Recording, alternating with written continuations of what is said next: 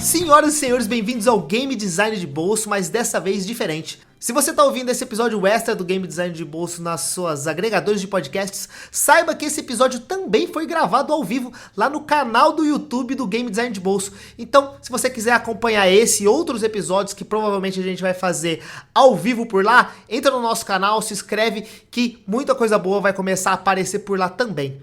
Mas se você está assistindo esse episódio editado, muito obrigado e vamos pro episódio, né? Eu sou o Vitor Salvador Pissolato, Game Designer, e estou aqui com o meu amigo de sempre, Pietro Amaral. E aí, Pietro, tudo bom? Olá, bom dia, boa tarde, boa noite, mais outra vez, e literalmente outra vez. Para você que está ouvindo no podcast, você só está ouvindo isso uma vez, mas para quem está na live, nesse momento descobriu que a gente errou a entrada, eu esqueci de gravar o áudio. Tô começando de novo, mas tá dando tudo certo. E aí eu volto com a mesma pergunta que eu já fiz ao John, mas ele vai responder mais uma vez. Mais uma vez. Você consegue fazer um jogo sem o financeiro? Olha, Pietro, fazendo essa pergunta um pouco diferente até do que você fez a última vez, eu vou dizer que não, né? Eu acho que a gente tem uma profissional aqui para responder pra gente o porquê não. Então, Raquel, e aí, Raquel, tudo bem? A Raquel Contígio, nossa amiga CFO da Rogue Snail. Raquel, tudo bem? Como é que você tá? Tudo tranquilo, olá, boa noite, boa tarde, bom dia para quem está em outros horários. Meu nome é Raquel Gontijo, eu sou diretora financeira da Rogue Snail. É um prazer estar aqui falando que é a primeira live, e é essa coisa, né? O ao vivo a gente faz e erra e conserta, e é assim mesmo, sai desse jeito. É meio que quem sabe faz ao vivo, né? Eu acho que a gente vai fazer uma listinha de número de gafes. Quantas gafes eu ou o Pietro vai fazer. Se a live dá ruim, a culpa é nossa. E se a live der bom, com certeza é sua culpa. Então, parabéns já por ter mandado bem na live.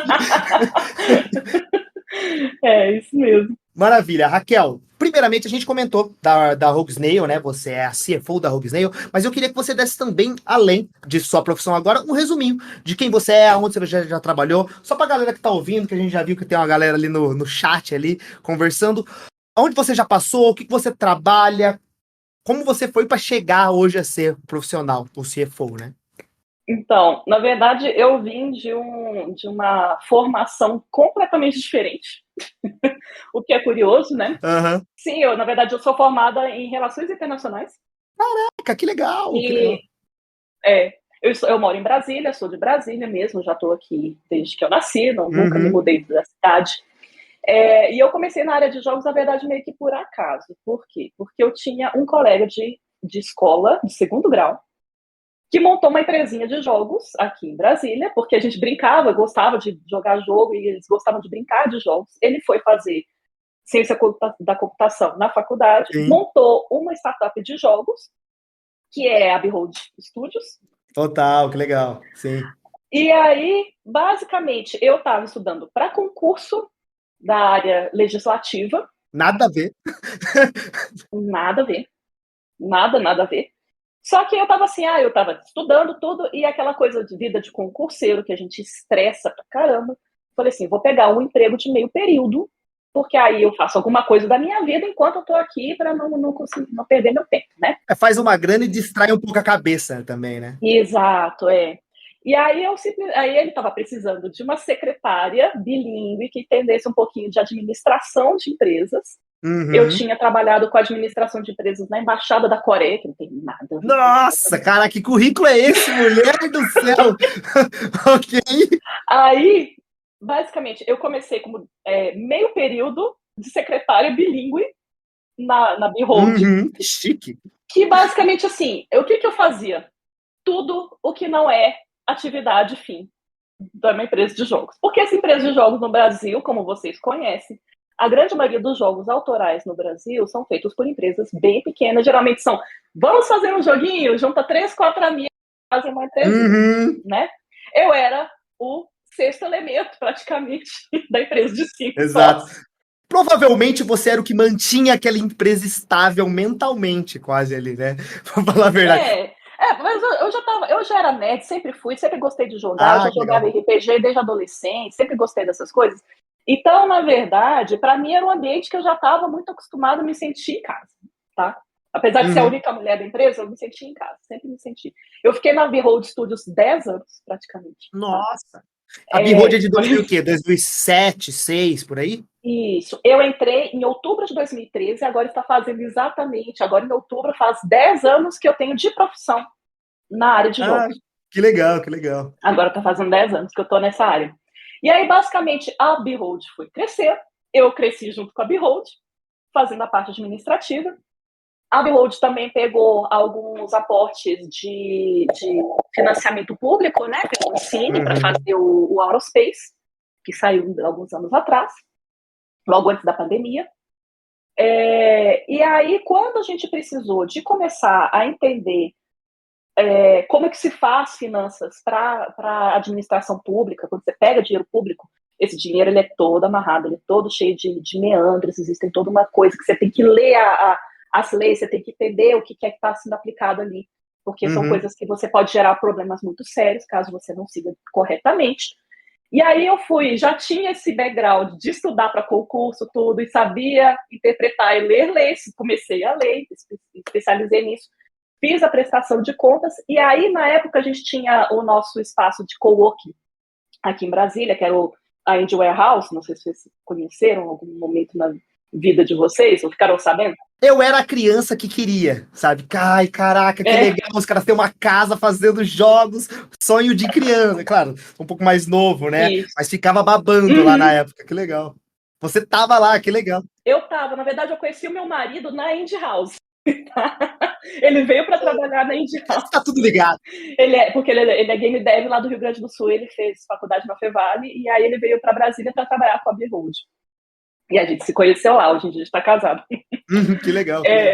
E aí o que acontece? A gente teve essa mudança toda lá no galpão. Outras empresas estavam trabalhando e estavam precisando de alguém que soubesse mexer também com essa parte de prestação de contas, que é uma coisa muito delicada, muito complicada.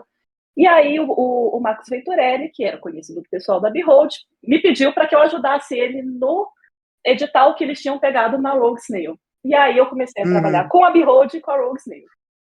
E a Rogue Snail cresceu, explodiu, hoje em dia a gente está com quase 60 funcionários.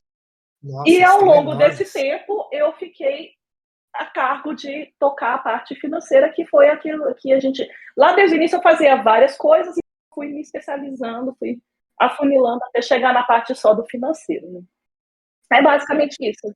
Você meio que de alguma maneira já tinha o background e quando o pessoal tava precisando, você era a pessoa específica ali. Que legal, que legal. Meio que as duas coisas se linkaram, né? Que legal.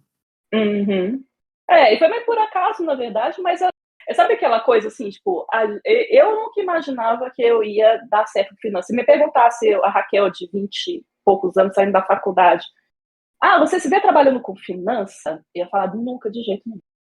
Total. Mas quando a gente começa a trabalhar com isso, de repente descobre que às vezes tem coisa que você acha que não vai dar certo, mas que dá muito certo.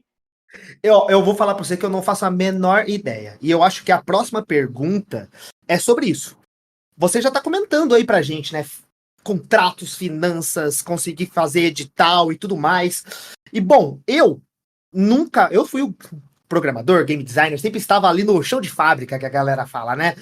Tentar fazer o coisa para melhorar os KPIs, tentar fazer a feature nova para melhorar o engajamento e tudo mais, mas toda essa parte monetária eu não entendo nada. E aí eu queria que você tentasse pra gente, num pitch de elevador mesmo, ou, claro que não, né? De uma maneira um pouco mais palatável para alguém que não entende nada, o que você faz diariamente? Estou ali na Rogue Snail, provavelmente você deve estar nas reuniões ali, conversando com o pessoal, mas no seu dia a dia, qual é o seu trabalho? O que você tá fazendo ali, sabe? Na verdade, depende, o trabalho de CFO depende basicamente do tamanho da empresa que você está falando. Porque geralmente, se uma empresa ela é maior, aí o trabalho de CFO ele vai ser um pouco mais restrito a certas coisas, né? Que geralmente, assim, o que é o trabalho essencial de um diretor financeiro? É olhar para as finanças no sentido de se preocupar com a longevidade da empresa. Então, assim, fazer as coisas serem sustentáveis. Fazer com que a empresa chegue no final do mês com dinheiro para pagar as contas e pagar os funcionários, tá? No verde. E só que nessa coisa envolve muitos detalhes, dependendo do tamanho da empresa. Por quê? Porque se você tem uma empresa pequena, que geralmente é o caso das empresas no Brasil, o que acontece? Esse trabalho de gerenciar a finança e fazer o pagamento das contas recai sobre alguns sócios. Então, geralmente, uma pessoa que é game dev, que não entende nada de finanças, geralmente vai falar assim, não, gente, o fulano é melhor com o número, então ele vai ter que separar 1 hora do trabalho dele, da vida, da semana dele, para entrar lá no banco e passar o boleto.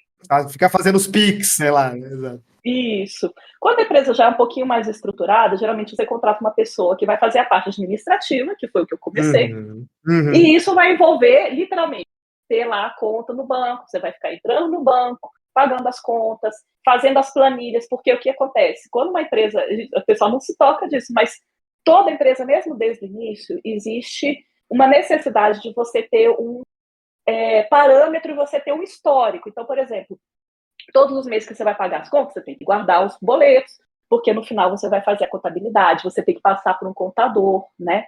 Então, todas as empresas, quando você já tem o seu CNPJ regulamentado, né, assim, e aberto, você tem que ter um contador, e esse contador tem que fechar as contas no mês. Então, a pessoa ela vai trabalhar para que toda essa documentação esteja certa. Você vai ter que pagar impostos, esses impostos têm que ser calculados. Então, todas essas coisas estão no dia a dia do CFO. Quando a empresa vai ficando um pouco maior, o que é que o CFO vai olhar? Ele vai olhar mais para coisa macro. Então, ele vai olhar assim, tá, olha, para a gente conseguir se sustentar, a gente tem um fluxo de caixa, que assim, a gente chama do giro, né? Sim. A gente tem um giro de, sei lá, 50 mil reais por mês. Ou seja, para pagar todas as contas do mês, eu tenho que ter 50 mil reais no caixa todos os meses. E aí ele vai olhar para a coisa mais do projeto mesmo. Então, quando a gente já está numa coisa um pouco mais estruturada, o que acontece? E isso é importante para quem vai pegar edital público, porque os editais públicos eles têm um orçamento fixo e você tem que chegar no final com o projeto pronto e entregar para eles, porque senão o negócio dá um chabu danado. Você devolve, eu imagino que os caras devem até pedir o dinheiro de volta, não sei, né? Deve ser uma loucura. Não, na verdade, se você não entregar, eles cancelam o seu contrato, você tem que devolver com multa e juros. Nossa Senhora. Então... Faz o seu trabalho direito, pelo amor de Deus. Exatamente, Existem vários casos para isso, aí a gente pode até entrar nisso depois, mas é uma coisa, acho que... Sabe o que é? É o tipo de trabalho que ninguém quer fazer. Por quê? Porque é o tipo de coisa que começa lá desde o princípio, porque para a gente fazer um projeto, assim, por exemplo, de um edital, o que acontece? Eu tenho que olhar para o futuro, eu tenho que saber calcular o quanto que a gente vai precisar para cada etapa daquele projeto, para que a gente não chegue no final das contas sem dinheiro. Tá? Então, todas essas coisas são calculadas. E mesmo se você for pegar uma publisher, você também tem que fazer esse tipo de coisa, porque quando você vai fazer um pitch que nem está na Gamescom atualmente, né? O pessoal está hoje lá na Gamescom. Sim, né? sim. Não sei, imagino que alguns dos seus ouvintes já estejam nesse estágio assim, de ficar para a Gamescom para fazer pitch de jogo. Exato, para tentar conseguir, né? Exato. Quando você faz o pitch de jogo, o que você tem que apresentar? Não é só, olha, a gente tem essa ideia bonitinha. Você tem que falar o quanto que você precisa de dinheiro para fazer aquela ideia bonitinha sair do papel. Quem é que faz esse cálculo? A gente. Entendeu? Cai nas suas costas. Legal. Não, perfeito. Ô, Raquel, e aí, aproveitando esse cenário, eu até queria te perguntar, né? Tipo, já para quem tá assistindo a gente, para quem vai ouvir esse podcast depois, eu queria entender um pouco que tipo de dicas você dá, por exemplo, para quem está começando a trabalhar, né, ou está criando sua própria empresa, pegou um edital. Porque a minha pergunta não é não só dicas, mas é entender como é que esse financeiro influencia diretamente no desenvolvimento de um jogo, né? Porque a gente pensa às vezes que precisa de um game designer, precisa de um game dev, de um artista, mas a gente não entende o financeiro. E quando eu ganho um edital, quando eu consigo uma publisher, como é que esse financeiro pode ajudar nesse processo e quais são as dicas que tu dá para quem está assistindo? Porque eu sei que tem muita gente tentando financiar o seu jogo por aí, né? Isso, e eu acho que isso, Pedro, que você está falando, é fundamental, por quê? Porque é o tipo de coisa que ninguém quer mexer, todo mundo acha que não vai ter problema. Quando chega no final, na prestação de contas, é a coisa que todo mundo perde sono. tá? Porque quando vai chegando no final, eu falo assim, meu Deus, o que eu vou fazer aqui? Como é que eu vou fazer? E aí a dica que eu posso dar é exatamente isso. O CFO, lembra que o CFO olha para o futuro, né? Então, assim, existem várias funções, então, assim, você pode dividir, às vezes, a gente tem, dentro das diretorias financeiras, você tem o que a gente chama de várias áreas. Você tem, geralmente, a área da tesouraria, que é basicamente o que você tem em caixa de dinheiro. Você tem a área da controladoria. A controladoria é, literalmente, fazer a planilha do que foi gasto no mês passado, tá? E aí você manter aquele histórico, por quê? O histórico, Exato, digamos. porque o histórico Legal. ajuda você a projetar para o futuro.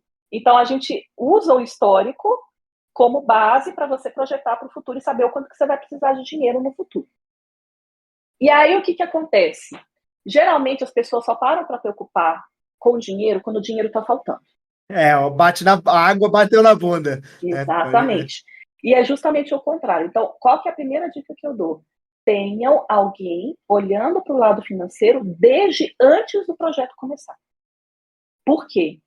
Porque na hora que a gente está fazendo a parte do planejamento, então, e é esse que na verdade, isso tem tudo a ver com o trabalho do CFO, porque o CFO ele não trabalha sozinho. Ele trabalha junto com o diretor executivo da empresa. Então, o que é que o diretor executivo vai pensar? Ele vai falar, vamos fazer um projeto de um jogo, sei lá, o projeto é de um jogo de shooter que vai levar 2 anos para a gente fazer, tá? E aí ele vai falar assim, então a gente vai fazer aquelas planilhinhas de gestão de projetos, que vai falar assim, a gente vai passar 3 meses na pré-produção, vai fazer isso, isso e isso, até chegar no protótipo, vai prototipar, vai levar os pitches lá para a Gamescom, a gente vai pegar um aporte de X, nesse momento vai ser X, e aí a gente vai fazer X, Y e Z durante tantos meses, vai chegar na pós-produção, vai fazer isso e isso, né? Então, todas essas coisas você vai calculando lá no início, porque já é uma coisa que a gente vai, aos poucos, aprendendo quanto de tempo que a gente leva para cada uma dessas coisas, e ele vai sentar com o diretor financeiro e vai falar assim, olha, gente, Raquel, a pré-produção vai levar 3 meses, e nesse período de pré-produção de 3 meses a gente vai precisar de 2 artistas 2D, a gente vai precisar de um game design, a gente vai precisar de 2 programadores, um sênior e um júnior, entendeu? E ele vai fazer o escopo da coisa, e aí o diretor financeiro vai fazer o quê? Vai colocar tudo isso na ponta do lápis, quanto que custa cada um deles, quanto de impostos que vai gerar, que você vai ter que pagar.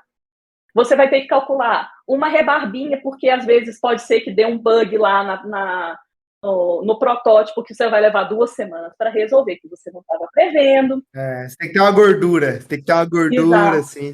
Então, todas essas coisas, elas vão ser calculadas lá no início, para que quando... Aí fala assim, olha só, e a gente vai fazer uma milestone a cada tantos meses, né? E aí você vai programar a entrega do milestone. Se o milestone atrasar, eu tenho que ter dinheiro em caixa para pagar. Se o milestone atrasar 2 semanas, tem o tempo até a gente entregar a milestone ser aprovada, voltar, eu fazer a nota para emitir lá para publisher, para publisher mandar o câmbio para o Brasil. O câmbio chega no Brasil, às vezes o banco bloqueia o câmbio, porque às vezes você não tem limite no caixa, e aí tem todo o negócio. Então, o CFO vai fazer o quê? Vai lá com o banco. Uma das coisas mais importantes de função do CFO é justamente esse contato que a gente tem que lidar com os bancos e com os gerentes e lidar com a parte de contabilidade. Então, a gente tem que falar com os contadores, tem que falar com os bancos, tem que ter uma boa relação com os gerentes dos bancos, para que a gente consiga liberar as coisas mais rápido, né? São coisas importantes. Acelerar exatamente. Isso, então assim, aí eu tenho que calcular, por exemplo, que eu sei que se a milestone foi entregue no dia, sei lá, 15 de agosto, que eu vou estar com esse dinheiro em caixa só daqui a 3 semanas. E aí eu tenho que calcular tudo isso para que não falte dinheiro no caixa. Porque, no final das contas, o que você quer é pagar a galera e tirar essa preocupação monetária, eu imagino, do resto da galera, para todo mundo trabalhar tranquilo, né? E isso, aí você pega esse job, né? Legal. Uma outra pergunta que eu queria ter, você comentou bastante aí sobre esse vai e vem, né? Fala com os bancos, mas também você falou sobre esse vai e vem, como, por exemplo, eu tenho um edital e eu passo. O quão vai e vem você tendo que falar com essas outras pessoas? É diariamente? É semanalmente? Como é o tete-a-tete com esse tipo de gente? Então, geralmente, assim, não tem um período específico, porque depende das demandas. Se você está com as coisas, e aí essa questão da previsão, quanto mais você faz essas coisas previamente, então, por exemplo, um edital, se você já tem isso previamente preparado, quando você vai fazer, tipo, quando você vai executar, você já pega as notas fiscais, coloca numa pasta. Tem que ser uma pessoa muito organizada, tá? O CFO, ele precisa ser uma pessoa muito organizada. Deu pra ver. Por quê? Porque tem que ser uma pessoa que tem que estar com o calendário em dia, tem que saber os prazos, tem que saber as datas, por exemplo, saber data que vence as contas, para não atrasar, porque senão você paga multa, e às vezes as multas são altas. Tem que saber calcular também, então tem que saber a quantidade dos cálculos. E tem que ter, por exemplo, se eu paguei alguma coisa no edital, é muito chato com isso. Se um dinheiro sai da conta do edital, tem que estar a nota fiscal certinha. E se você vai fazer isso só no final do projeto, você vai ter que lidar com 2 anos de extrato. Entrega de papelada. Tem que sair catando os comprovantes e as notas fiscais e batendo coisa com coisa, imagina. Agora, se você faz isso desde o início, se todos os meses você está fazendo aquilo, você chega no final, a prestação de contas está quase toda pronta. Já tá redondo. E também você treinou, né? Também. Eu sei, faz mais rápido, né? Pô, tá aí, tem que ser organizado. E haja planilha. Então, Do jeito que você tá falando aí, tem que ter uma planilhada de infinito de números, né? Caramba. Tem coisas que ajudam. Então, por exemplo, existem as planilhas, mas hoje em dia existem várias ferramentas até simples, tipo Google Docs, Trello, Miro, né? E várias dessas coisas ajudam a gente a se organizar melhor, assim. E aí facilita muito. Muitas coisas a gente não consegue fazer, não precisa mais fazer manualmente, né? Mas essa relação com os bancos e com os computadores, em geral, ela acontece meio que naturalmente ao longo desse processo. Então, a gente não tem um trabalho assim todo dia, o dia todo. Geralmente é você ficar pensando, aí você faz. Tem alguns dias que você reserva para fazer planilha, tem outros dias que você vai e fala com um banco. Eu já sei que mês que vem eu vou ter que fechar câmbio com um banco, então eu já me preparo alguma semana para isso, porque vai demorar, coisas nesse sentido. Eu queria explorar um pouco esse cenário do financeiro, né? Até pegando um comentário do Wagner aqui, que ele fala, quando você tem um histórico é mais fácil você fazer essa parte orçamentária, mas quando não tem esse histórico complica um pouco. Contudo, o que eu quero trabalhar contigo é, a gente vê muita gente quando vai para publisher também não tendo uma noção de como pedir um dinheiro. Como é que eu peço? Porque eu não tenho nenhum histórico, eu não fiz isso antes. Você que já deve ter trabalhado com algumas publishers, né, nesses processos assim, como é que eu devo organizar até para poder vender o meu projeto, né? Então, de novo, aquela pergunta, tem muita gente aqui que deve estar tentando se vender. O que é que eu preciso mostrar ali? O que é importante, até mesmo da sua experiência, o que é que você acha que as publishers ou os editais, eles querem ver que aquela equipe tem ciência do que está fazendo? E como é que o financeiro pode apontar isso? Exato. Na verdade, como é que o financeiro, como é que é? Assim, eu imagino que todas as publishers adoram quando as empresas chegam e mostram que elas estão sabendo o que elas estão fazendo, que na verdade não é tão complicado quanto você imagina. Do mesmo jeito, por exemplo, vocês já fizeram uma viagem? Sim, tem que organizar tudo, assim. Como é que você organiza uma viagem? Você não faz planejamento assim, tipo, eu sei que se eu comprar passagem de avião com uns 3 meses de antecedência, eu consigo colocar lá e ver as datas que vão ficar mais baratas. Sim, né? Perfeito. E aí eu consigo economizar ali. Se eu ficar 2 semanas, eu vou ter que gastar R$50 no almoço, R$50 no jantar, então eu vou precisar de pelo menos tantos reais por dia, você multiplica pela quantidade dos dias que você vai, né? É esse tipo de trabalho que geralmente faz a diferença, porque se você monta uma planilha, e não é uma planilha assim, tipo, mas eu não sei quantos por exemplo, game designers eu vou precisar para o meu projeto. Em geral, se você está fazendo um projeto, o primeiro projeto da sua vida, você não vai fazer com um time gigantesco, né?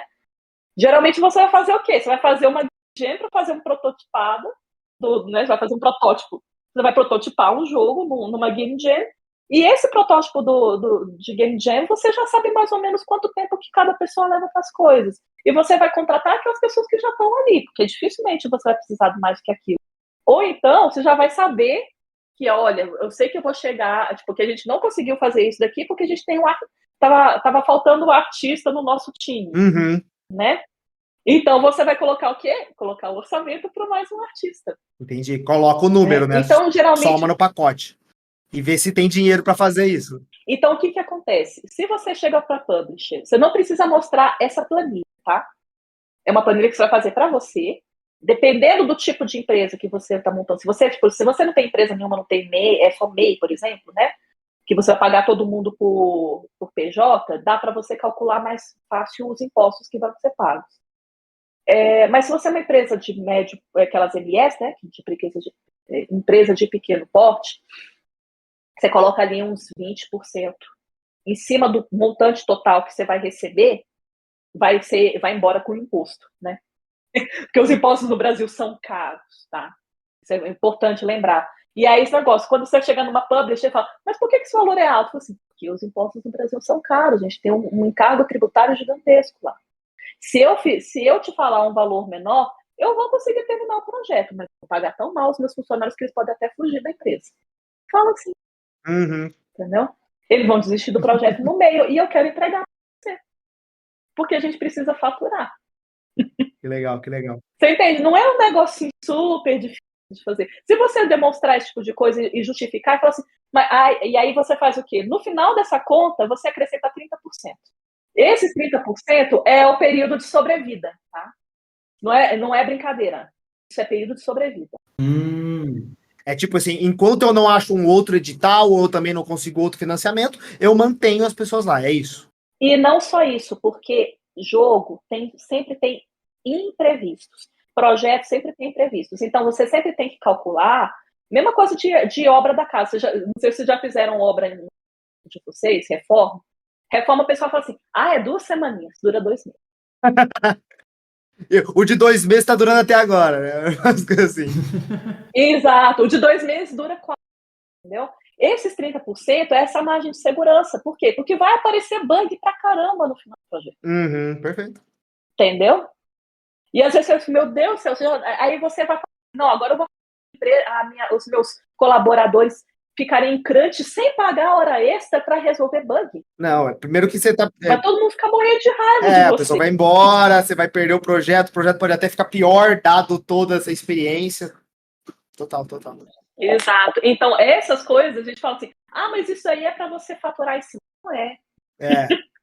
Não é. É porque você realmente precisa se prevenir.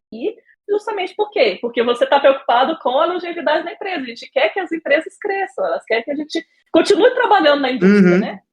E não que a gente fique aqui miserável, meu Deus. Ficar correndo atrás do pão de amanhã, assim, deve ser, putz. Exato. Bom, Raquel, a outra perguntinha que a gente tem aqui, né, é o seguinte. Bom, você trabalha, né, você já está trabalhando há 10 anos como CFO em desenvolvimento de software de jogos, né? Isso. E, bom, eu queria entender primeiramente 2 perguntas. A pergunta mais geral é, o que você como CFO precisa saber de desenvolvimento de jogos para fazer o seu trabalho? E a outra pergunta é, o que muda, se é que existe alguma necessidade que você precisa saber, o que muda de desenvolvimento de jogos para um outro software qualquer, como se fosse um software de banco, ou Uber, por exemplo, sabe? O que você coloca a mão, digamos assim, e precisa entender do assunto para fazer o seu trabalho? Então, eu acho que é o seguinte, uma pessoa de financeiro, vamos lá, primeiro, pouquíssimas pessoas que estão em formação de finanças entendem ou gostam, que assim, algumas, então, eu acho que agora a nossa ponto tal que as pessoas estão começando a olhar para a gente como, oba, vou aqui especializar na área de jogos. Mas eu te digo assim, eu conheço pouquíssimas pessoas que se interessam em fazer a área de financeiro para jogos, tá?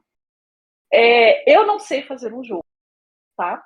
Mas, ao mesmo tempo, eu já estou na área há algum tempo, eu sou uma pessoa naturalmente curiosa, e eu brincava já, tipo, eu te falei, né, que eu comecei na Behold. Falou que jogava. Eu jogava, e não só jogava, como Saulo Camarote, que é um dos sócios fundadores da Behold, era meu colega de segundo grau, a gente fazia joguinho junto, naqueles Game Maker velho pra caramba. Sim, XD, então, assim, aqueles a gente negocinhos. brincava com essas coisas, XT. Então, assim, a gente brincava com essas coisas já desde aquela época. Então, pra mim, assim, uma pessoa do financeiro não precisa necessariamente fazer um jogo, mas entender como é que é o processo, o que é que está envolvido, assim, tipo, saber que, por exemplo, o jogo, ele é o quê? Eles são códigos de computador e que você vai colocar, geralmente, em ferramentas, porque, em geral, a gente não cria as nossas próprias engines, né? A gente usa engines externas, tipo, sendo Unity ou sendo Unreal ou qualquer outra que as pessoas vão criando por aí. E aí, o que acontece? Você faz as artes e tal. Então, você entender o que requer fazer esse jogo é interessante para você ajudar o CEO na hora de fazer o planejamento, o cálculo, saber, por exemplo, por exemplo, é interessante que, como eu já tenho uma certa experiência nesse sentido, já facilita porque eu tenho uma reunião com os produtores, eu tenho que estar junto dos produtores o tempo todo, justamente para antecipar os problemas que a gente já está tendo no projeto. Então, eles têm que me avisar, olha, Raquel, tal feature que a gente estava fazendo para o jogo tal, está atrasando, tal, e a gente vai precisar, daqui a 2, 3 semanas, a gente vai precisar de um back-end, a gente vai ter que assinar esse back-end, eu vou ter que pagar. Entendi. Então, assim, a gente já vai antecipando essas coisas. E você entender um pouquinho, mesmo que seja disso, já ajuda muito, porque facilita você entender qual que é o processo e o que é necessário para chegar no final do processo, tá? E outra coisa que é muito particular, que geralmente as pessoas que mexem com finanças de jogos, finanças em geral, geralmente as pessoas pensam muito no financeiro de varejo, que é assim, que é basicamente, por exemplo, o restaurante. Você vai comer no restaurante, o restaurante compra comida, faz lá, paga os cozinheiros, os garçons e tudo, entrega o prato na sua mesa, você paga lá com o cartão e eles recebem um monte de dinheirinhos todos os dias. Vários picadinhos, né? Sim. Vários picadinhos, né? Que é a ideia do varejo. Então, você tem um fluxo de caixa de entrada e saída o tempo todo. Geralmente, na produção de jogos, não. Você passa 2 anos produzindo o jogo para faturar lá no final de 2 anos. Então, você precisa de quê? Calcular muito bem todo o processo para que você consiga sobreviver a lançar o jogo. E, além do jogo, você vai colocar nas plataformas, por exemplo, você vai colocar na Steam, vai colocar na Apple. Até a Steam fechar o mês, gerar o relatório, faturar e chegar para você, às vezes demora até de 3 a 6 meses. Então, você tem que ter um tempo aí também. Nossa. Entendeu? Então, todas essas coisas. Você tem que ter toda essa gordura, assim, essa sobrevida que você comentou, né? Tudo isso tem que estar calculado. Tudo isso tem que estar calculado. E o financeiro, ele precisa entender desses processos, porque fala assim, por exemplo, se você está trabalhando com uma publisher, dificilmente você vai ter milestone todo mês. Então, você tem que calcular tanto o tamanho de trabalho que você vai ter uma milestone para caber, sei lá, em 2 meses, né? Para você calcular direitinho quantas features você consegue fazer em 2 meses, mas você também tem que calcular o quanto de custo, o quanto de giro que você vai ter em 2 meses para não chegar no final desses 2 meses e estar sem dinheiro. Então, todas essas coisas têm que estar bem azeitadinhas, por isso que a gente tem que, na verdade, grande parte do trabalho do CFO é o quê? Conversar muito com as pessoas dentro da empresa. Bater papo com a galera, alinhar muita coisa, né? Isso. Entender o que é que está acontecendo. Raquel, eu acho muito legal que você está aqui conosco, porque você vai conseguir responder uma coisa que eu sempre quis trazer como tópico do podcast, assim, e não é fácil a gente falar sobre isso, que é como a economia global pode influenciar, por exemplo, a minha produção de jogos. Pô, eu sou um desenvolvedor indie, por que eu devo me preocupar se a economia global tá boa ou ruim?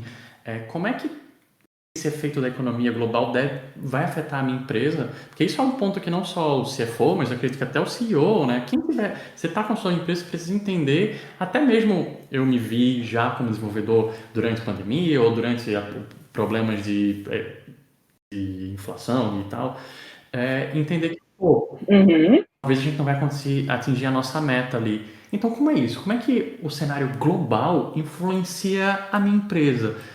Quais são os cenários que tu vê que pode causar isso daí? E aí vai depender, esse tipo de efeito vai depender do tamanho da sua empresa, do seu projeto, tudo, mas é porque a gente acha que não, mas tudo afeta a gente. Primeira coisa do porquê que a economia global afeta a indústria de games. Porque apesar da gente produzir aqui no Brasil, a gente não vende no Brasil.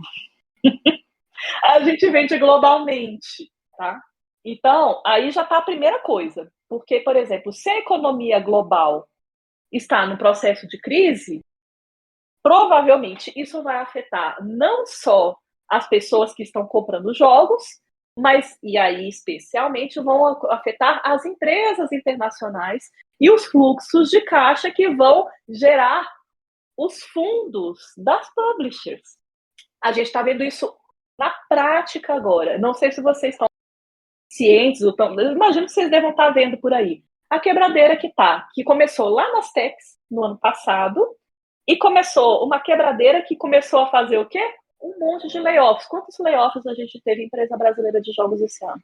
Olha, muitos amigos nossos foram afetados, assim, sabe? Vários amigos foram afetados diretamente no sentido de perderem os seus empregos, mas a gente pensa só no perder o emprego, mas não é só perder o emprego. Isso afeta todo mundo em algum nível. Então, por exemplo, quem está chegando em final de projeto agora e que está indo para a Gamescom para tentar fechar novos projetos para o ano que vem, né? Que vai começar outros projetos para o ano que vem, está encontrando muitas portas, não é fechadas necessariamente, mas está difícil, porque para as próprias publishers está difícil juntar esse dinheiro. Então, eles estão fazendo o quê? Segurando aquilo que eles ainda têm de dinheiro, porque eles falam assim, esse dinheirinho que eu tenho é o último, eu preciso aplicar ele muito bem. Eu tenho que dar um tiro muito certeiro, né? Exatamente. Então, o que eles estão fazendo? Estão preocupando mais em pegar empresas que eles já conheçam ou que tenham um histórico bom no mercado, que sejam mais estabelecidas.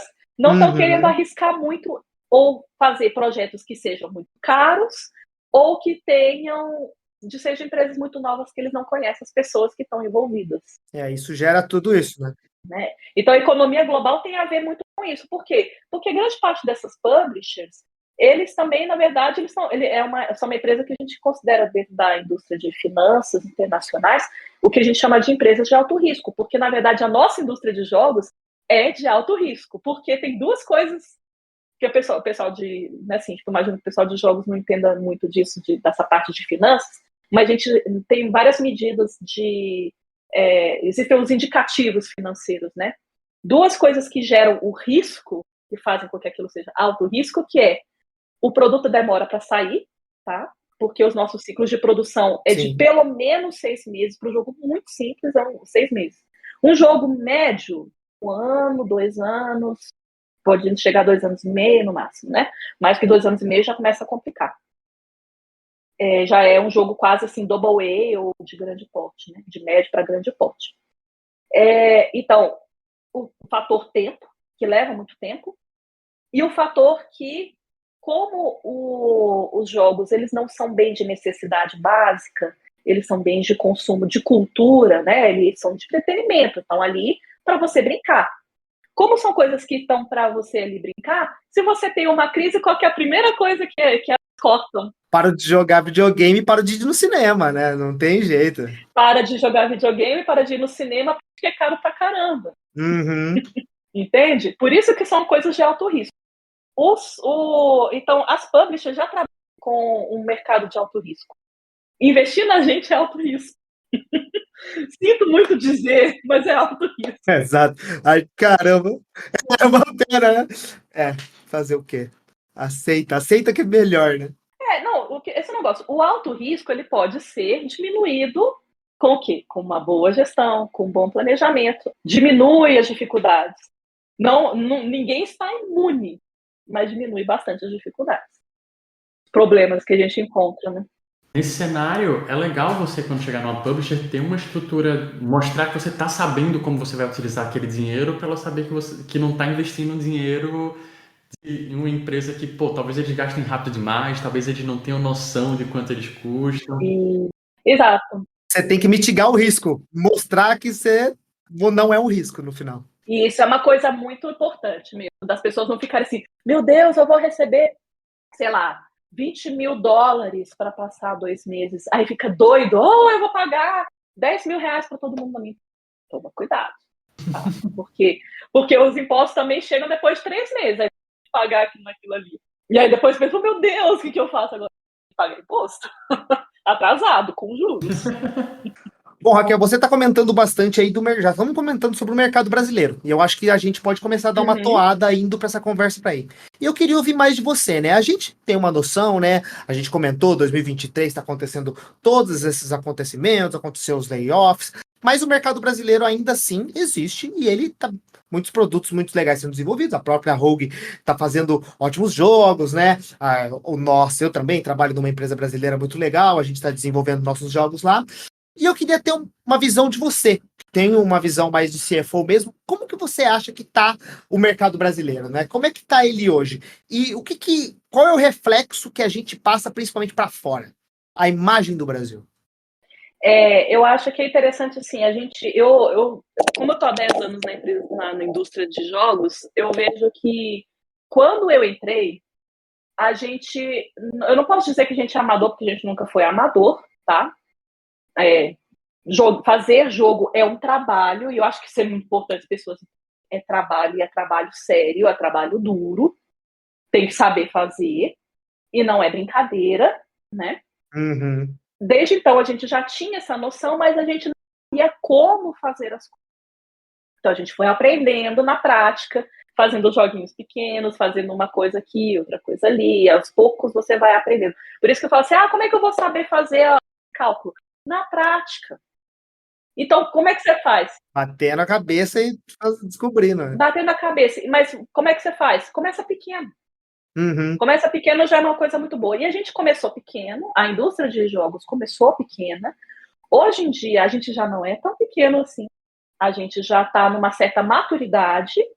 A gente está num patamar atualmente que eu considero, eu imagino que assim, tipo, e eu tenho, por exemplo, o pessoal da Braguense, que eu tenho conversado, a gente tem trabalhado bastante juntos.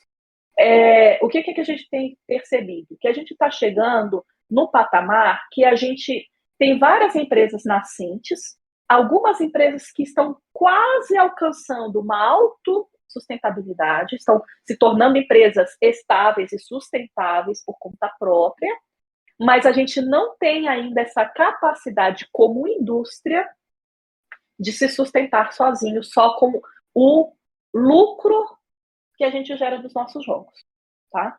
Então, e o que isso significa? Significa que nós não estamos no nível de startups. Existem algumas startups, lógico. Claro, sempre tem. Toda a indústria, quando ela já está num certo nível de maturidade, tem gente que está lá na ponta, está ajudando as pessoas que estão aqui começando agora, né? Porque senão a indústria morre. Até, muitas vezes acredita até saio da grande para fazer uma pequenininha minha para tentar crescer também, né? Tem muito desses casos, né? A indústria de videogame é normal. Também. Isso, é bem normal. Só que aí já vai começar pequenininho, tendo uma certa experiência para fazer o negócio crescer às vezes mais rápido. Perfeito. Né?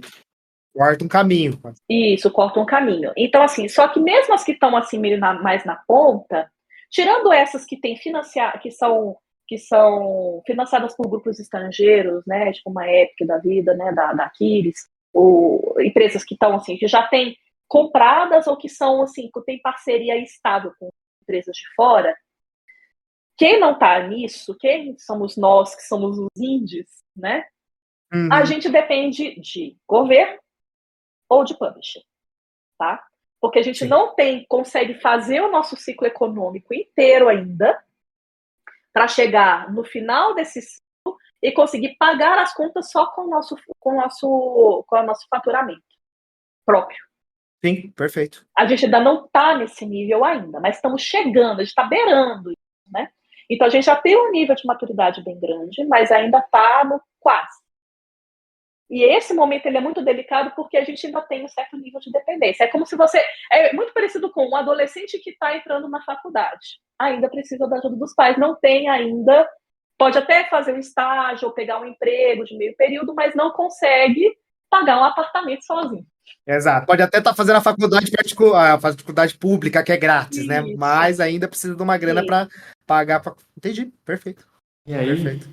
eu acho que você já começa a introduzir um tópico que eu acho que é importante a gente trazer aqui, né? A gente está falando como a nossa indústria precisa de um apoio e até mesmo uma estruturação para poder, né, funcionar. A gente precisa entender que é uma indústria que tem um potencial muito grande, tanto que a gente vê muitos brasileiros em cargos importantes lá fora, quer dizer que a gente tem uma capacidade intelectual muito forte e a gente pode produzir muito bem nesse nível. Isso. E a gente está tentando estruturar a indústria brasileira, né? Nesse cenário, a gente sabe que hoje está sendo debatido, eu nem sei se foi votado hoje, eu não vi, mas a PL 2796. Sim. E aí eu queria te perguntar primeiro o que é essa PL 96 e a sua Uhum. visão sobre isso, o que você acha que isso pode influenciar, o que a gente tem que entender sobre ela antes de dizer, não, é boa, é ruim. Vamos entender primeiro o que ela é e por que se tanto fala nela, né? Tá bom. Eu acho que a primeira coisa, assim, isso aí é entrar mais de direito legislativo que eu estudei lá atrás, antes de entrar no bio. Sim. Ai, meu Deus. Mas é bom porque agora tem me ajudado um bocadinho nessa questão. É de entender como é que funcionam as empresas no mundo, no Brasil, né? Desculpa. Como é que funcionam as empresas no Brasil.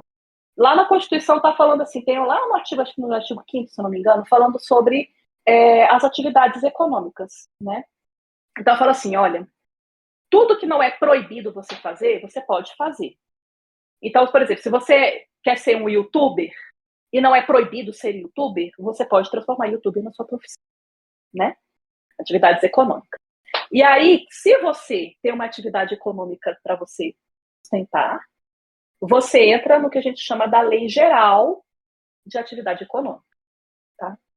Que é justamente tudo aquilo que não é regulado, tem uma lei específica no governo, cai nessa lei geral, tá? Os jogos está caído nessa lei geral. Uhum. Então, nós somos uma atividade econômica perfeitamente legal que está na lei geral de com todas, junto com 90% das empresas no país, tá? Essa lei geral, ela tá no geralzão. Então, isso gera o quê? Certas coisas, quando você vai fazendo na prática, e você, né, tipo, quando o pessoal começa a fazer os projetos e começa a pagar as contas, e aí vai ter que entender sobre KNAIS, abertura de CNPJ, abertura de CNPJ tem que fazer na junta comercial das empresas. E aí, quando você vai na junta comercial, você tem que fazer lá a minuta que um advogado tem que fazer da razão social da empresa, com sócios, aí tem a questão de cotas, aí tem um monte de coisas ali. Aí você vai falar qual que é o KNAI da sua empresa, Uhum. que é um momento muito especial na sua vida, maravilhoso, né? E aí você descobre que, como a gente está na lei geral, nós não temos KNAI para jogo, não específico, tá? Então, o que é o PL? Tá? Esse PL é o PL que foi colocado, se não me engano, em 2021, pelo deputado Kim Kataguiri, tá? Eu acho importante as pessoas entenderem o seguinte, esse PL, ele é o que a gente chama do marco legal dos jogos eletrônicos. O que significa um marco legal? Significa que você começa a entender que aquela atividade econômica não está sendo devidamente olhada pelo governo para que ela funcione da melhor forma possível, para que ela gere a quantidade de empregos que ela pode gerar, para que ela arrecade os impostos da melhor forma possível, tá? E aí você vai fazer um marco legal que vai orientar como que os ministérios, como é que as secretarias, como é que a federal vai olhar para aquela atividade, entender o que é feito ali dentro, tá? Para que aquela atividade saia dessa lei geralzona e comece a ser regida por aquela lei. Vira específico, né? Fica específico dela. Isso, fica específico para aquela área, tá? E aí todas as, como a forma de contratação, quem que vai contratar, quem que faz parte do fluxo de produção daquele produto, daquela atividade, que tipo de pessoa trabalha numa Aham. empresa de jogos, todas essas coisas vão estar dentro do marco legal de jogos, tá? É importante dizer que essa não é o único PL, tá, que a gente tem no Congresso atualmente. Na verdade, a gente tem uns 6 aí tramitando.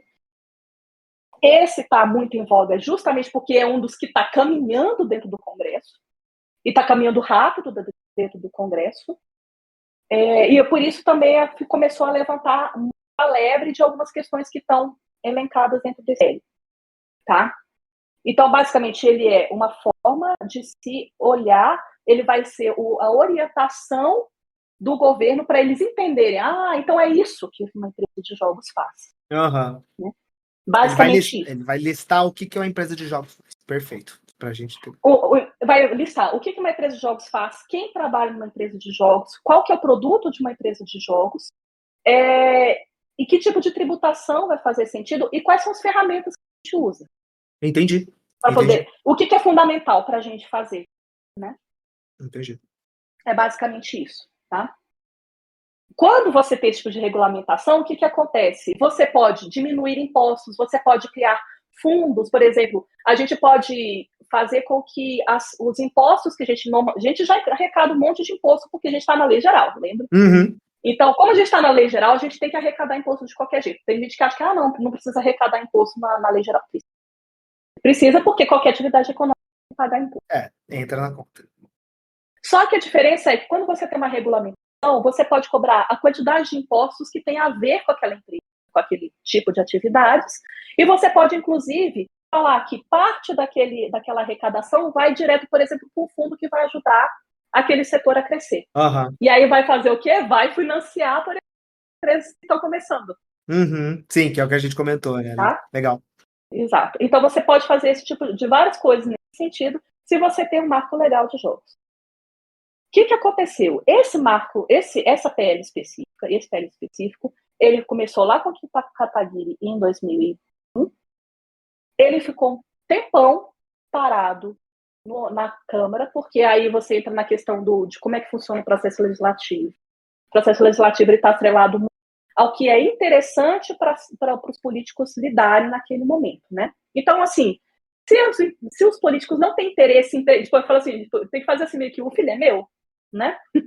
Exato, eu tenho que falar, gente, eu quero falar sobre isso, né? E aí a galera discute, né? Isso, aí acontece a discussão e tal, e aí começa.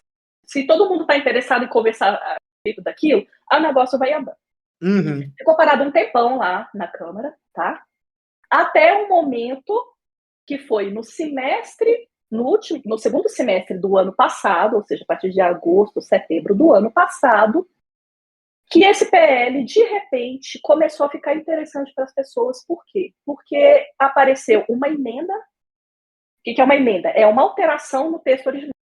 Tá? Perfeito. Ele estava lá, paradão, colocaram uma emenda e eles atrelaram a essa emenda o que a gente chama do pedido de urgência.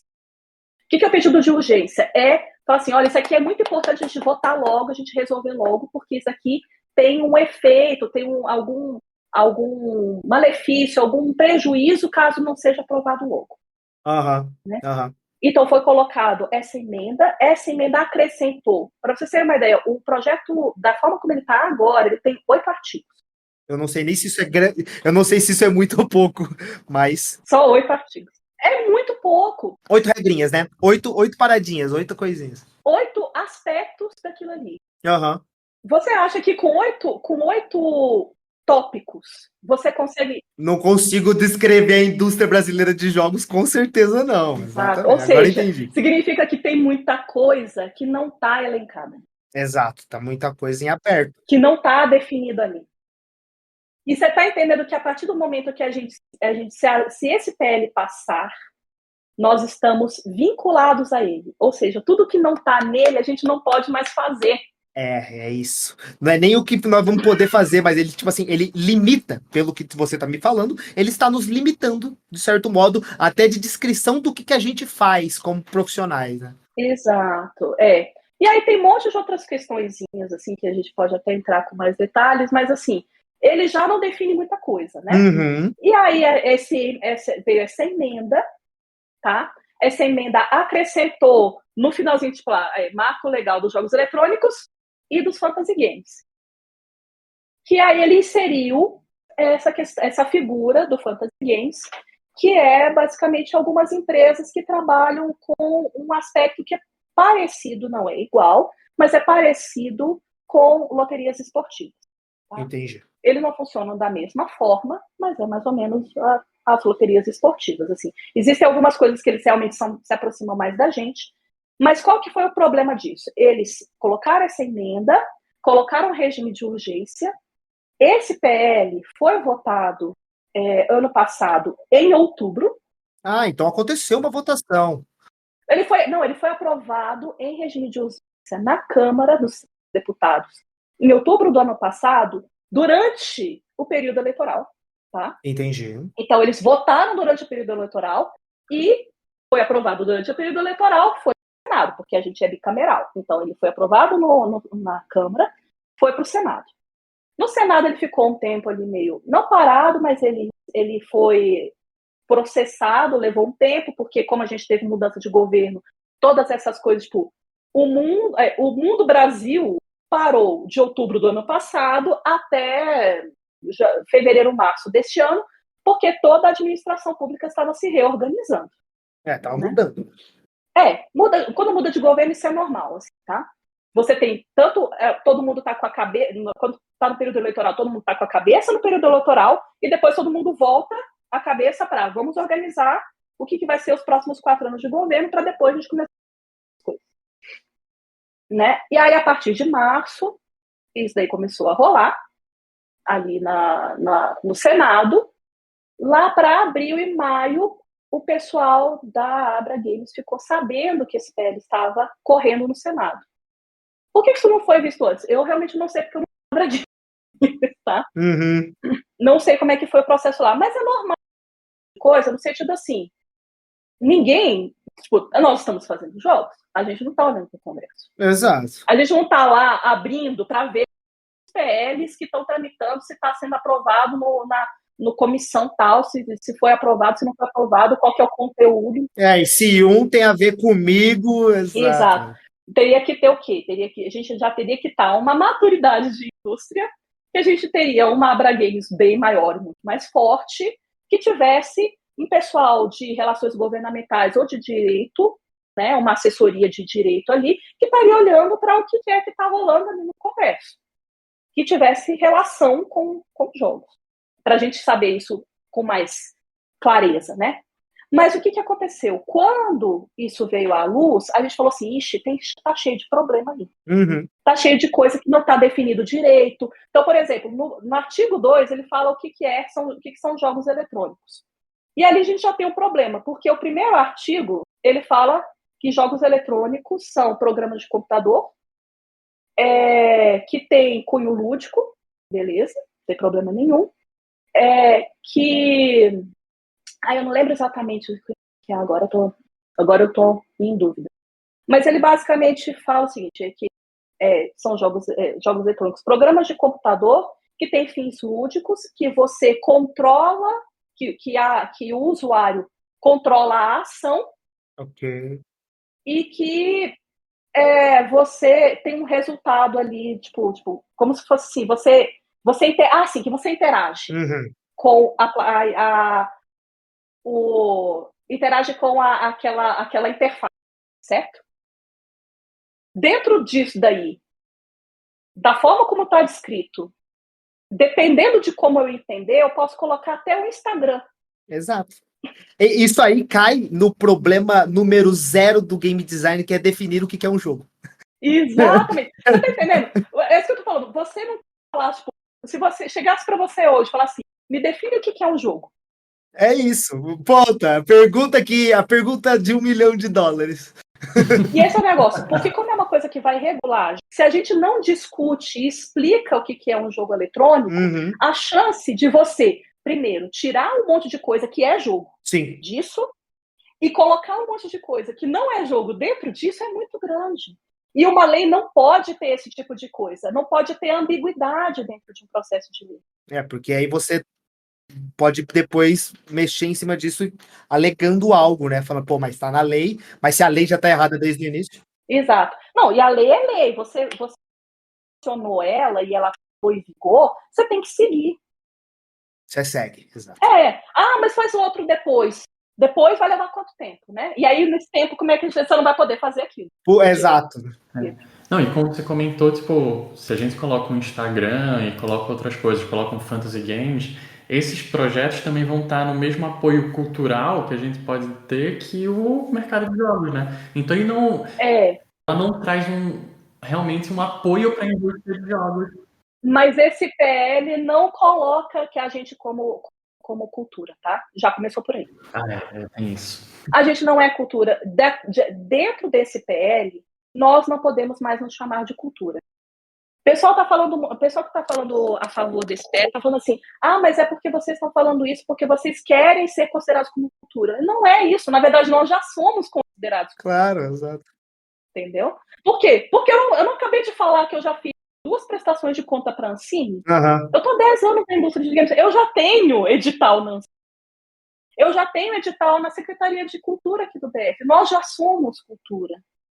Não é o PL que vai anunciar que nós somos cultura. O PL tem que refletir o que nós já somos, que é cultura. Exato. Entendeu? O problema no final, do jeito que você está me explicando, até que se essa lei passar, a gente vai ter que parar de poder participar dos editais, porque vai ter um jeito do cara falar pra gente que a gente não é cultura. Não tá lá, né? E o problema não é nem só que os editais, porque o que acontece? A gente não precisa estar no PL falando que a gente é cultura para que, por exemplo, o entendimento do Ministério da Cultura faça um tira ali para a gente ganhar jogos. Tanto é que a gente não tem uma lei especificamente, e a gente tem portarias que fazem isso, tá? Se isso fosse o problema, e aí essa questão, por exemplo, mas então tem gente que fala que vocês não são cultura. Tá bom. Se não tem o entendimento do que a gente tem que fazer o quê? Sentar e discutir. Uhum. E não está tendo discussão sobre o PL. E essa que é a grande questão, de falando, olha, vamos discutir então para vocês entenderem por que a gente está falando que a gente é cultura, né? Só que não estão querendo conversar. Então, assim, eles estão querendo passar o PL. Por quê? Porque já veio da Câmara assim. Então, o que acontece? Se eles votarem em emenda agora, vai ter que voltar para a Câmara, eles não querem esse trabalho. Perde tempo. Porque dá trabalho. Perde tempo. Mas esse negócio perde tempo, mas é uma coisa que precisa ser feita, porque se passar dessa forma, a gente vai ter problema no futuro. E não é um problema só da gente não ter um recurso público, tá? E aí entra a questão do que a gente estava falando, né? Nós ainda dependemos de recurso público, porque a gente não é uma indústria madura ainda, né? Mas assim, mesmo que a gente não tenha esse recurso público que proíba a gente ter recurso público, qual que é o nosso maior problema? Que se a gente não é cultura, como é que eu consigo no governo justificar que metade da minha folha de pagamento são artistas? Exato. Exatamente. Como você justifica? Como é que eu consigo justificar que eu tenho 3 músicos na minha folha de pagamento? Exato. Não tem jeito. Como é que eu posso justificar que o meu pagamento, tipo, eu tenho lá as notas fiscais no final do mês que eu vou mandar para o contador. Aí tem lá, olha, tenho 3 notas aqui de dublador.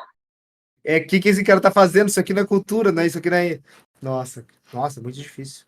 Entendeu? Sabe o que está no segundo inciso da definição de jogos? Console. O aparelho. O físico. Uhum. O aparelho de videogame está sendo considerado jogo eletrônico. O aparelho? Nesse PL. O aparelho. Por quê? Porque tem o artigo 5º que está colocando a gente como lei de informática. O que é a lei de informática? São basicamente assim, uma forma de você incentivar a produção de chips e coisas assim, tipo, você financiar com isenção de impostos, tá? Mas isso é para produção de inovação. Um produto que já vem pronto, importado do exterior, que serve para a gente jogar um videogame, isso não é produção e isso não é desenvolvimento. Eles estão querendo esticar o entendimento da lei de informática para fazer com que os PS5 fiquem mais baratos. Só que isso não vai rolar porque isso é inconstitucional, porque espichar uma lei que já existe. Uhum. Porque o entendimento não é esse. Tá? E aí o negócio que acontece se passar, pode até ser que a Receita Federal entenda que o PS5 vai ter o imposto reduzido. Até alguém contestar isso no judiciário. Porque o judiciário fala, não é isso que quer dizer a lei da informática. Entendi. Então, se vocês quiserem isso, vão ter que reformar a lei da informática. Volta tudo. Aí, Volta nossa, tudo. mexe com outras leis. Caraca. Entendeu? E outra coisa, como é que você fala que as duas coisas são jogos eletrônicos? Não dá. Tipo, numa coisa que você está regulando a produção de jogos eletrônicos, o desenvolvimento do software, colocar o hardware junto não faz o menor sentido. Não faz sentido. Você está falando de duas coisas completamente diferentes. Acho que, no final, o que a gente quer deixar claro é que tem que se debater sobre a indústria de jogos, né? Então, é um projeto que ele não ouviu a indústria, ele não está beneficiando a indústria e a gente quer exatamente isso, que ele beneficie a indústria. Não é que ninguém quer regulamentar, né? A gente quer esse processo, mas quer que ele seja feito ouvindo quem está produzindo. E realmente seja para nos ajudar.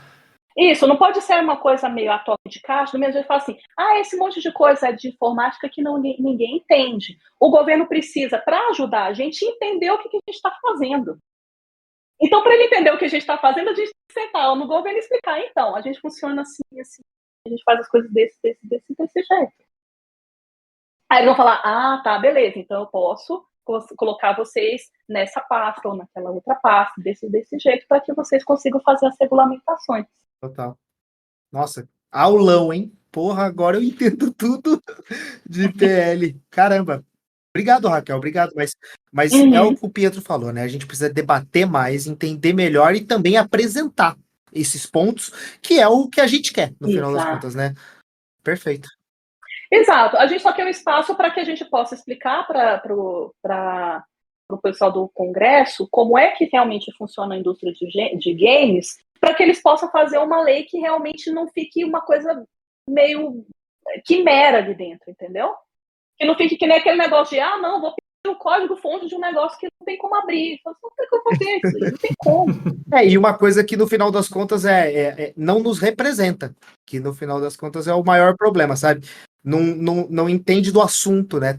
Passar uma lei sobre algo que você não está entendendo do assunto, sabe? Tem que ouvir os profissionais. Exato. E assim, se você está ouvindo o podcast, está vendo agora a live, está pensando, por que tudo isso, né? Por que vocês estão conversando sobre isso? A Raquel já explicou bastante, né? Porque a gente tem que ouvir, mas, de novo, isso afeta o seu dia a dia, né? A gente falou como a economia global afeta, como o mercado brasileiro afeta e como a política brasileira também pode afetar o dia a dia, a produção da sua equipe, né? Então, é isso que a gente quer que todo mundo entenda, que a gente precisa conhecer não só da economia, como também da política, para garantir que você consiga produzir em alto nível. Ninguém está querendo aqui, na verdade, limitar ninguém. É exatamente o contrário. É garantir que a sua produção esteja assegurada e que você consiga cada vez mais produzir. E que a gente, de novo, invista nessa indústria que é tão forte no Brasil, já que a gente tem tanta gente morando fora. A gente vê tantas pessoas. Cara, o Giliard, eu acho que é um grande exemplo. Hoje, diretor da NetEase, diretor de Game Design. Então, a gente tem pessoas muito fodas sendo produzidas no Brasil. Então, por que a gente não pode produzir essa indústria no Brasil, que provavelmente vai gerar riquezas para o Brasil, né? Então, isso é muito importante. Exato. E a gente tem muito essa coisa, porque as nossas limitações, inclusive da gente não ter esses apoios corretos do governo, fazem com que a gente perca esses talentos dentro do Brasil. A gente tem muita pessoa trabalhando com jogos, pessoas talentosas de game design, artistas, pessoas do financeiro, que poderiam estar ajudando o Brasil e as indústrias, né, as empresas brasileiras a crescerem, que estão tendo que trabalhar para fora porque a gente não consegue, às vezes, nem manter uma empresa funcionando no Brasil, porque é questão burocrática e fiscal o tempo inteiro em cima da gente, que a gente não consegue fazer com que isso seja produtivo, né? Que a gente consiga chegar no final e entregar um jogo que vai conseguir vender. Bom, a gente está chegando no finalzinho, mas antes a gente quer abrir um pouco as perguntas para a galera do chat. Então você do chat aí que quer ouvir um pouco a Raquel falando sobre algum assunto específico, manda aqui no chat, ou também eu acho que tem um campozinho de perguntas, o Pedro vai dar uma olhadinha. Mas a gente já tem a nossa primeira perguntinha aqui, Raquel, eu vou ler aqui pra gente. Vamos lá. Quem mandou, pelo que eu entendi aqui, é a Malu. Vamos lá. Ela escreveu assim: boa noite. Se eu quiser abrir um estúdio na minha cidade, o Sebrae oferece suporte e educação para isso? Sei que eles têm programas de incentivo para mês, mas não sei se para esse nicho eles ajudam. Na verdade, eles ajudam sim. eu sou a representante da minha empresa dentro da Abring, que é a Associação Regional de Jogos aqui em Brasília. A Abring trabalha bastante com o pessoal do Sebrae aqui de Brasília, então vai depender, é justamente isso. Qual que é a primeira sugestão? Você quer abrir uma empresa na sua cidade? Procure para saber se existe uma associação de games do seu estado, porque eles já vão poder te dar o caminho das pedras, tá? Já posso adiantar aqui, olha que coisa curiosa. Hoje em dia, eu fiquei emocionada com isso. Por quê? Porque eu participei da construção da Abring. Eu vi a Abring nascer que legal, lá dentro do galpão. Uhum. Eu vi a Abring nascer lá dentro do galpão e hoje em dia a gente tem parceria com o Sebrae. Hoje em dia, para você ter uma ideia, nós temos 19 regionais de empresas de jogos no Brasil. Uhum. Então, assim, associações regionais. Várias dessas ainda estão nascentes. A Abring já é uma que já com uma certa relativamente estabilidade. Por já ter mais tempo, né? Exato, já tem um pouco mais de tempo. Mas a gente tem, inclusive, o Sebrae tem sempre ajudado muito a gente. Então, por exemplo, o Sebrae do Rio de Janeiro já deu uma aula pessoal sobre captação de recursos no Sebrae do Rio de Janeiro, que eram pessoas que estavam fazendo um curso, que é um curso gratuito. Isso é legal, porque tem vários cursos gratuitos lá. O Sebrae do DF estava fazendo recentemente também, de formação que traz os desenvolvedores que já têm mais experiência para ensinar, para dar o caminho das pedras, para falar como é que você abre um CNPJ, como é que você faz o KNAI, como é que você constrói as coisas, o que dá para fazer, como é que você faz um planejamento financeiro, como é que você faz o planejamento de projeto, né, gestão de projeto, como é que funciona essas coisas básicas. Então, tem cursos gratuitos, tem curso online, e alguns Sebrais regionais têm já essas parcerias com as associações regionais dos seus estados, que fazem cursos presenciais ou online específicos para o pessoal da área de jogos, tá? Então, aí depende do estado que ela tiver. Legal, perfeito. Pô, muito obrigado. Pietro, mais alguma perguntinha? Tem uma pergunta agora do Wagner, ele quis voltar na questão da PL, o que a gente pode fazer para que ela venha a ser melhor estruturada? Então a pergunta é, eu como desenvolvedor, né, não estou atuando diretamente na política, tem algo que eu possa fazer hoje? Olha, nesse momento, o que é muito importante é as pessoas que são da área de jogos ou que têm interesse, né, assim, nessa discussão que a gente está falando, falam assim, mas a gente precisa discutir isso.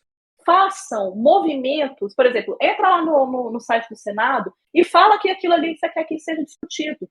Manda carta para o pessoal, né, teus e-mails públicos, senadores. Manda um e-mail para os senadores lá e fala assim, olha, pede para esse PL passar nas comissões para que a gente possa discutir ele. É importante que a gente fale isso daqui vai ser importante para a indústria, sabe?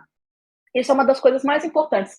Então, colocar na internet, falar, gente, vamos entrar lá, vamos pedir para o pessoal falar, para discutir mais isso, vamos pedir para fazer uma audiência pública. Existem várias ferramentas, né, governamentais para se fazer isso, né? Mas é basicamente fazer com que os senadores entendam que existe um interesse da sociedade que aquilo seja discutido e não simplesmente votado. Porque para eles falam assim, não, se ninguém está falando nada, é porque está tudo certo e você vai passar esse PL porque vai ser bom para a indústria. A não ser que a gente fale, olha, isso daí não está legal, não. Pelo amor de Deus. Eles não vão saber. Uhum. Sim, maravilha. Obrigado. Bom, acredito que a nossa última perguntinha aqui, antes da gente ir para a nossa pergunta final, que é um clássico aqui, mas vamos lá. O nosso amigo jovem mandou uma mensagem pra gente aqui, ó. O jovem é muito bom, né? O jovem trabalha comigo ainda. Ah, é? Sim, o apelido é jovem, né? Um abraço pra ele. Uhum. Bom, o jovem pergunta aqui pra gente. No geral, o que é pior em cobrança de resultado e burocracia? Um edital público ou um investimento privado? Sem dúvida nenhuma, edital público, tá? Por quê? Porque as regras que gerem um investimento privado de um edital público, o edital público você está mexendo com dinheiro de imposto, tá? As regras no Brasil, para você que recebe dinheiro de imposto, você está trabalhando com o dinheiro do povo brasileiro. Do povo, né? Que está saindo da cobrança das contas ali. Exato. Porque quem está pagando o nosso imposto de renda vai para essas coisas. Nós é que estamos pagando, entendeu? Nós coletivamente, o povo brasileiro. Você tem que provar muito, né? Você tem que entregar a nota de tudo. Dou. Cada centavo. E tem que estar correto. Por exemplo, vamos dar um ótimo exemplo do que está o público, para vocês terem uma ideia, tá? E aí entra essa aqui procó também da não ser considerado cultura, tá? Quando você vai fazer lá a planilhinha, né? Falar, olha, a gente vai contratar o fulano de tal, vai contratar um pessoal de áudio, né? Aí o que acontece? Eu vou contratar um roteirista, vamos dizer. Vou contratar um roteirista para fazer o meu jogo. Aí o roteirista vai estar lá na rúbrica, roteiro, vai ter lá o valor que eu vou pagar para ele. Eu vou ter que pagar para ele naquele valor exato que está lá na linha da rúbrica. Não posso pagar nem a mais, nem a menos. Se eu pagar a menos, dinheiro para outra coisa. Já começa por aí, tá? Porque para você usar para outra coisa, você tem que pedir fazer um aditivo, você tem que solicitar ao órgão que permita, você tem que justificar, tem todo o negócio, tá? Ou seja, uma burocracia danada. Ó, já é uma burocracia. Muita burocracia, meu Deus. Já cansei, exato. Então, por isso que tá tudo atrelado ali com o que você fez no orçamento. Se os valores de mercado mudaram, meu filho, que pena para você. Você vai ter que tirar esse dinheiro de outro lugar, tá? Não pode tirar do edital público. Chora, exato. E aí, o que acontece?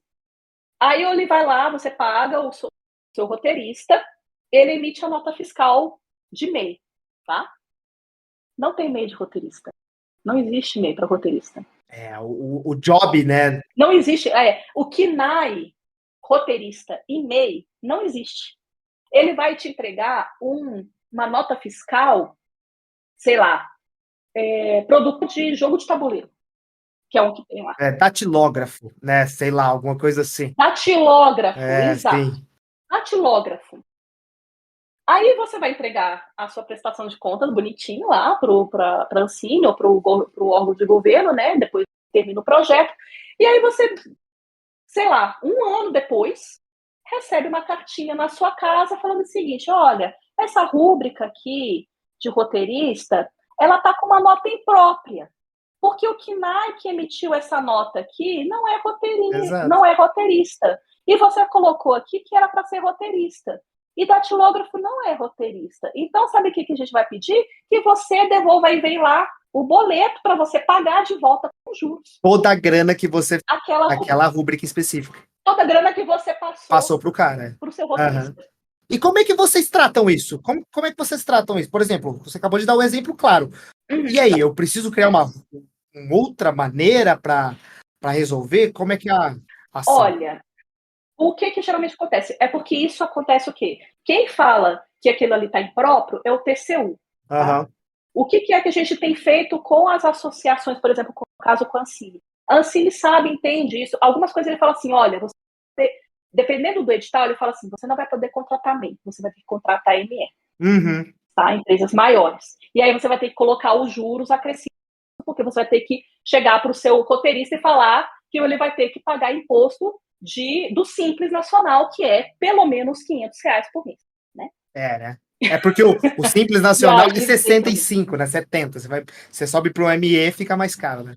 No MEI, exato. O Simples Nacional, como é empreendedor individual, você paga ali R$60. Mas para ME, você paga 500. Já perdeu dinheiro aí nessa brincadeira. Exato. Aí você vai ter que ou colocar um recurso maior, mas aí você pequeno ali no governo, porque não tem o teto, né, do orçamento ali daquele tier do edital, aí complica. Então você vai ter que calcular isso tudo, mas o que acontece? Como a Ancine entende que a gente não está regulado, e portanto a gente não tem meios específicos, não tem KNAIs específicos para áreas de jogos para que a gente possa emitir essas notas, aí o que eles falam? Eles falam o seguinte, olha, a gente precisa saber direitinho o que é que vocês estão fazendo, porque a gente vai lá e vai justificar no TCU, mas aí a gente vai colocar a nossa palavra. O deles na reta, digamos. O deles na reta, exato. Por vocês, para que eles cheguem lá e eles entendam e eles relevem esses casos específicos para não dar glosa. Exato. Na verdade, assim, depende da situação. Em geral, acaba que a gente tem que resolver de qualquer jeito, a gente tem que agir de acordo com o TCU, tá? E isso limita, mas você tá entendendo exatamente? Isso limita muito a gente.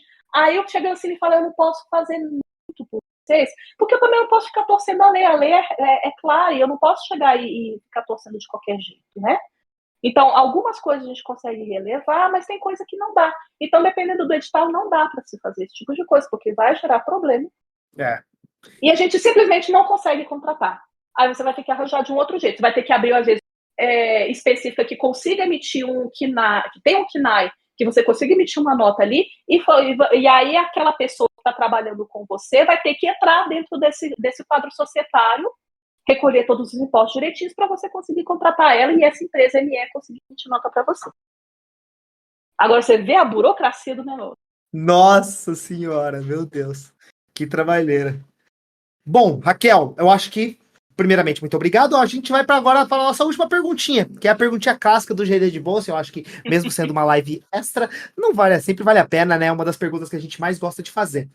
Bom, a gente queria ouvir de você dicas, alguma dica que você acha de joguinho, que é algo que você está jogando e que as pessoas deveriam jogar, porque você achou legal algum ambiente dele ou porque você está se divertindo por qualquer motivo que seja. E também, se você tiver dica de profissional, outros profissionais para seguir, que você acha que vale a pena para aprender sobre financeiro, aprender sobre CFO, ou também só outros profissionais da área, para a galera conhecer mais e ficar por dentro e aprender. Então vamos lá, joguinho e profissional. Claro, se tiver na ponta da língua aí. Na verdade, eu tenho alguns. Tá? Porra, aí sim, pô. Eu fico feliz quando as pessoas falam assim, tem alguns. Isso. Uma que eu acho muito legal, na verdade, é o pessoal que o meu marido trabalha junto com ele, que é o Christian Kader-Smith, lá do Rio Grande do Sul. Ah, legal. Que ele tem uma empresa que começou agora, chamada Time Galleon, que é basicamente uma curadoria de visual novels. É legal porque é totalmente brasileiro, é totalmente diferente, são coisas autorais, eles fazem coisas bem diferentes, então eles gostam de coisas que sejam únicas, que sejam específicas, diferentes. São jogos baratos e são jogos também simples. Uhum. Então é fácil, tem todas lá na Steam, que é o pessoal da Time Galleon. Tá? O nome do selo deles é Time Galleon. Vocês podem procurar lá nas redes. Tem no Instagram, tem no Twitter, o falecido, né? Twitter X. Eu acho que. E na Steam também. Eu acho que eu conversei com eles no Big. Sim, a gente estava no Big. Eu não te vi lá. Eu fui lá, conversei com eles. Eu conversei com eles ali. A gente fez algumas gravações, mas o dele eu acabei não gravando. Mas eu vi lá, eu vi os folders dos joguinhos. Falei, caraca, que legal. Tem uns joguinhos do Monster lá, I Love Monster, coisa assim. Isso, Monster Love. Isso, Monster Love, muito legal. Esse na verdade, esse daí é para 18, tem que tomar um. Tem que tudo bem, falar assim, já tem que falar antes. Mas eu vi, tinha uns 4, assim, falei, muito legal, peguei os folders, baixei para jogar, muito bom, que legal. Isso, o do meu marido, inclusive, foi o que saiu, o primeiro que saiu, que é o I Did Not Buy This Ticket, que já saiu, aí vai sair mais 2 aí esse ano, eles estão fazendo outro, estão querendo fazer outro já, mais pra frente já tem os projetos que estão começando. Então tem esses todos os jogos, tem o Thiago, então sigam o Thiago Resch nas redes sociais, que ele é roteirista e na verdade ele é autônomo, ele é freelancer e faz vários projetos ao mesmo tempo. Pô, que legal. Tá trabalhando com vários projetos ao mesmo tempo. Que mais? Eu sempre falo, gente, joguem os jogos brasileiros. Os jogos brasileiros são legais, eles são baratos, eles são simples. Eu sempre dou prioridade para isso porque a gente está crescendo, então a gente precisa também desse apoio. E não dá para ficar tipo, não, mas ele não tá aquela coisa naquela perfeição toda. Gente, releva, a gente está aprendendo. Caraca, né? Não, e tem, essa visão que só posso jogar o jogo do japonês ou do americano. Caramba, cara. Tem tanto jogo muito bom, criativo, inventivo, lindo, direção de artes maravilhosas, histórias incríveis. Porra, dá uma chance, sabe? Tem muita coisa muito legal. Isso, e tem muita coisa boa. Na verdade, a gente está com uma produção muito legal. Para mim, uma das coisas que eu ia comentar é isso. Eu falo assim, a gente tem muito talento no Brasil e, inclusive, vamos tentar não tirar esses talentos do Brasil, porque são pessoas que estão fazendo um trabalho super legal e a gente tem que valorizar o que é nosso. Né? Então, assim, nossa, tem tantas artes bonitas. Esse jogo do Thiago, ele tem uma arte linda dali, que é super diferente, assim. Então, e que são coisas, às vezes, muito simples de se fazer, né? Não é simples de fazer, porque você precisa de um artista de verdade, artista profissional, todos nós aqui somos profissionais, né? Então, assim, eu acho que todos os jogos brasileiros, em geral, eu recomendo muito. Que mais? De pessoas e de jogos. A Rogue Snail. Ah, claro, legal. O jogo que você está desenvolvendo, né? O Relic Hunters, também é maravilhoso. Isso, o Relic Hunter Legend, que agora a gente saiu agora do Closed Beta 2, na segunda parte do Closed Beta. A gente já está nos finalmente do desenvolvimento, eu não posso ainda falar quando mas tá perto. Porra, eu já joguei o beta, porque teve o beta aberto, eu joguei, muito legal, muito legal. Uhum. Parabéns. Tá divertido o jogo, tá bem legal. Maravilha. Raquel, muito obrigado. Foi ótima a nossa conversa, eu acho que para nossa live, como a gente falou, a gente está testando aqui os ares, você foi incrível, acho que a gente aprendeu muito, foi muito legal, tudo que você passou pra gente. Também muito obrigado por todas as informações. A galera, eu vi que já estava agradecendo sobre as informações da PL ali. E, bom, queria agradecer novamente e deixar um espaço para você abrir, para falar o que você quiser. Fica à vontade. Na verdade, eu só queria agradecer vocês por me receberem com tanto carinho. Que isso. Né? Eu acho que a gente realmente precisa valorizar a nossa indústria nacional, sabe? A gente ainda está aprendendo muita coisa, mas a gente já caminhou tanto até aqui que eu acho que é importante a gente valorizar o quanto que a gente já cresceu nesse sentido, né? Em todos os sentidos. Então, na verdade, eu queria dar parabéns para a indústria de games no Brasil, que inclusive está agora sendo homenageada na Gamescom. Sim, eu fiquei sabendo. Né? Nós somos o país homenageado esse ano na Gamescom. Gente, vocês têm noção que a Gamescom é o maior evento de jogos no mundo atualmente. Tá maior do que a E3. Exato. Tá mais importante do que a E3. E o pessoal tá indo lá né, super empolgado, participando da rodada de negócios. Então, valorizem, vão lá para a rodada de negócios, façam os pitches, comecem a participar. Sim, pois participem das Game Jams também. As pessoas que querem começar a trabalhar com jogos, aproveitem, tem tanta Game Jam boa, tem o pessoal da Game Jam, por exemplo, que a gente ajudou agora no mês de agosto. A gente sempre é parceiro deles, está sempre fazendo junto esse trabalho. É muito legal, tem vários Game Jams que estão surgindo, que ajudam as pessoas a aprenderem, a molhar um pezinho na indústria. Então, vamos se desenvolvendo porque a gente vai crescendo muito com isso. É isso. Né? E é que a gente sempre comenta também que a gente quer se ajudar, né? A indústria também ela é muito aberta, muito receptiva. Então, se você está começando, ou até o cara que já é o CEO da sua empresa, bate um papo, conversa com ele, chama para trocar uma ideia. A gente está sempre apoiando. O Game Design de Bolso é uma tentativa de tentar também espalhar um pouco essa palavra. E a gente só quer realmente que a indústria decole, né? Que é o sonho, né? Isso. Muito bom. Muito obrigado novamente. Obrigada, viu, pelo espaço. Tamo junto. Bom, e também, Pietro, valeu demais, cara. Cara, como sempre, foi um prazer ter você aqui, Raquel. Foi um presente, na verdade, você ter vindo até aqui. Eu queria agradecer muito a Mari pela sua indicação. Eu acho que a gente aprendeu muito.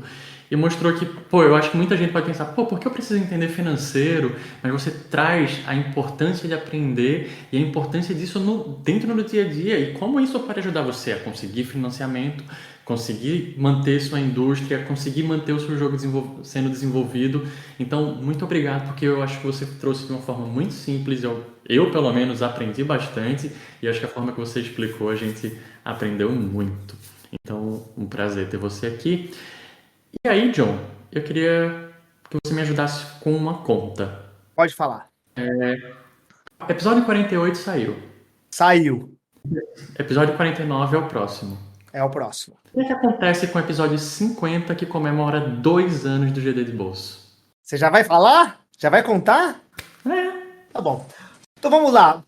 Então fica aí a informação, o GD de Bolso vai fazer uma live especial, assim como a gente fez essa live extra, a gente vai ter uma super live especial com diversos convidados, muitos dos nossos amigos, onde a gente vai bater um papo no dia 13/9, a gente vai trocar uma ideia com o nosso amigo Quintana, com o Batista, com a Sam e muitos outros convidados, então a gente vai falar sobre game design, falar sobre desenvolvimento de jogos, trocar ideia sobre como é que tá a indústria para fora, aqui dentro, vai trazer pessoas que estão trabalhando lá fora também para dar os seus pitacos e, claro, trazer muita informação e muito conhecimento, né? Então, se você tem dúvidas e quer mais ouvir a gente batendo papo sobre desenvolvimento de jogos, vem conversar com a gente, assina o canal já, que vai ter live dia 13 às 19h30, já dei a data, já dei o horário, agora a gente vai ter que se virar. E claro, se você tiver dúvidas que você acha que vale a pena a gente comentar, manda pra gente nas redes sociais, no @gddebolso ou no Instagram. A gente vai abrir caixinhas durante a semana, os nossos convidados vão abrir caixinhas de dúvidas da semana, que a gente vai responder ao vivo. Então, gente, é isso. Claro, se você quer também ouvir os outros episódios do Game Design de Bolso, eles estão todos lá disponíveis, já lá no Spotify, em todos os seus agregadores de podcasts. Tem muita coisa boa. Esse episódio que você está ouvindo agora, se você não viu ele, você vai ver a versão dele gravado lá também, com a nossa amiga querida Raquel.